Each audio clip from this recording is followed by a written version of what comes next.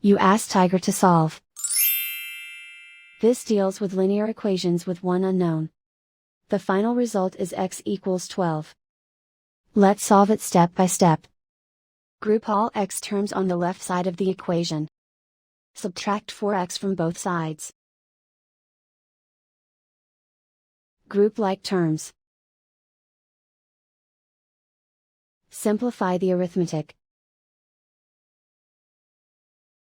Group like terms. Simplify the arithmetic. Group all constants on the right side of the equation. Add 12 to both sides. Simplify the arithmetic.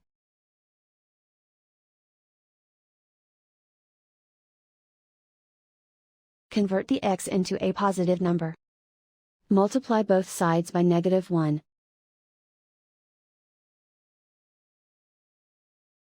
Remove the ones. Simplify the arithmetic. And so the final result is x equals 12.